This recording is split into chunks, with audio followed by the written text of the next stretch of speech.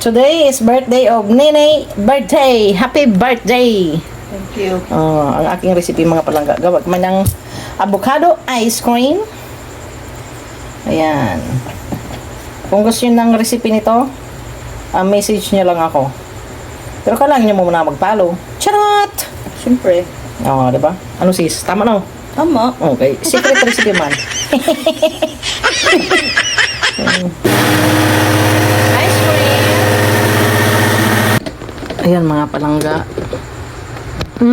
Nag-double up na siya. So, it's yummy. Ang ating ice cream. Ang ating ice cream ay ating ilalagay na sa bayunan. Sa baunan. Kikita nyo kung gaano ka-firm. Sarap mga palangga. Lasang ice cream talaga. And then you need to do this. So it's gonna be intact. So mamaya na lang ulit. Yan mga palangga. It's gulaman. Mga palangga, tingnan natin ang ano. Ang ice cream na ginawa natin. Tchadan! Ay, ang ganda. Tigas na siya, oh. Mga palangga. Wow! Tapos, yan, ito mga palangga. Gagawin natin ng style. Kahit hindi siya pantay, bahala na kayo tumingin dyan. Vlog ko to, charot. Ay, imaw daw, imaw. Diba? Tapos, ganito ang ating gagawin. Tadan. Diba? Kasi birthday ni Nini ngayon, gumawa kami ng ice cream. At recipe ko. Diba? May own recipe ice cream. Homemade. Tadan! Hindi pa siya masyadong matigas pero okay na yan. Titikman lang naman. Yan. Matigas na nga siya mga palangga. Ay, lalagyan mo. Tadan! Di ba mga palangga, matigas na siya. Yan. And then, try natin. Diba? Palaman sa ice cream. Ito, tadan!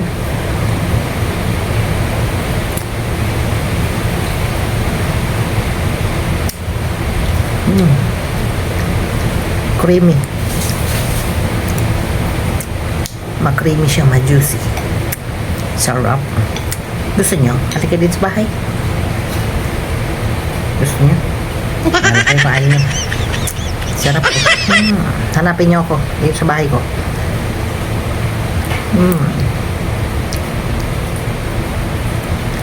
Delisyoso. Masarap pala talaga ang ano. Ang tawag dito. Avocado ice cream. Ayan, mga palangga, ang avocado ice cream. Ikaw, Asis. Tinaman mo. Happy birthday to you. Ano? Namimilog na yan. Gumagandang namimilog. Ano? Masarap talaga. Hindi nakakasawa, no? Ma-creamy, di ba? Creamy. I tell you, mga palangga. Masarap yung recipe ko, no? Sabi ko sa'yo, dapat lagyan talaga ng salt yun eh. Tingnan mo, pino yung pagka-ice cream niya. Oo nga. Nilagyan ko kasi ng, ano yan mga palangga, nilagyan ko ng pinch of salt. So, creamy siya, tsaka hindi siya Tapos ito. Diba ni? Parang ayaw na yata kumain ng Sarap, no? Oo. Alam mo na. Yan mga palangga. Sarap talaga.